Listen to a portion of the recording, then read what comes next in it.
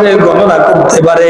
সেজন্য আল্লাহ রাব্বুল আলামিন আজ থেকে 1400 বছর আগে আল্লাহ রাব্বুল আলামিন কোরআনুল কারীমের আয়াত নাযিল করে পৃথিবীবাসীকে জানিয়ে গিয়েছেন, ইন্না ইদ্দাতাশ শুহুরি ইনদাল্লাহি 12 শাহরান ফি কিতাবিল্লাহ ইয়াওমা খালাকাস সামাওয়াতি ওয়াল আরদা মিনহা আরবাআতুন হুরুম।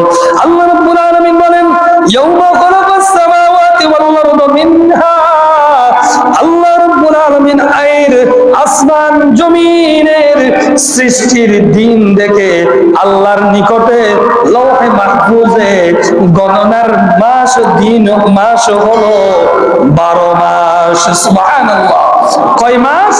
12 মাস। শুহুরি ইনদাল্লাহি 12 শাহরান ফি কিতাবিল্লাহ, আল্লাহর কিতাবের মধ্যে এই 12 মাসের নির্দেশ রয়েছে বলে সুবহানাল্লাহ। এখান থেকে আল্লাহ রাব্বুল আলামিন বলেন, মিনহা আরবাআতুন হুরুম, 12টি মাসের মধ্যে আল্লাহ রাব্বুল আলামিন বিশেষভাবে 4টি মাসকে গুরুত্ব দিয়েছে বলে সুবহানাল্লাহ। 4 মাসের মধ্যে 1 নম্বর হলো জিলকদ মাস, দ্বিতীয় নম্বর হলো জিলহজ মাস, তৃতীয় নম্বর হলো মুহররম মাস, আরেকটা হলো শবে মেরাজের মাস। সুবহানাল্লাহ, কয় মাস? 4 মাস থেকে আল্লাহ রাব্বুল আলামিন অতি গুরুত্ব বলে মানুষের মাঝে প্রকাশ করে গেছে, ঘোষণা দিয়েছে বলে সুবহানাল্লাহ। তাহলে হুজুর বলতে পারেন 12 মাসই তো আল্লাহর মাস, কিন্তু 4 মাসকে বেশি গুরুত্ব দিলে কেন? গুরুত্ব আল্লাহ রাব্বুল আলামিনের ইচ্ছায় সব জায়গায় ভালো খারাপ আছে না নাই?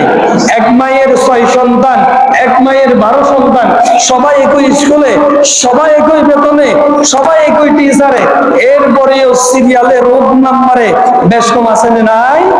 তেমনি ভাবে প্রত্যেক মাস কিন্তু আল্লাহ রাব্বুল আলামিনের মাস। মুসলমানদের ইবাদতের সুবিধার্থে, উম্মত মুহাম্মাদের ইবাদতের সুবিধার্থে আল্লাহ রাব্বুল আলামিন মাসগুলোর মধ্যে বিভিন্ন সুযোগ সুবিধা দিয়ে, অফার দিয়ে মুসলমানদের জন্য 4টি মাসকে সম্মানিত করেছে বলে সুবহানাল্লাহ। তার মধ্যে অন্যতম হলো শাহরুল্লাহিল মুহররম, অর্থাৎ আল্লাহর মাস এই মুহররম মাস বলে সুবহানাল্লাহ। আল্লাহ রাব্বুল আলামিনের কাছে খুবই গুরুত্বপূর্ণ হলো এই মাসের আমল। সুবহানাল্লাহ।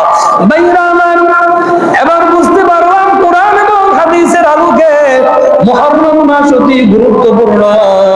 তাহলে এই মুহররম মাস অথবা ইসলামের মাসগুলো আমাদের মাঝে কিভাবে এসেছে জানার প্রয়োজন আছে না নাই? জোরে বলেন, জানার প্রয়োজন আছে না নাই?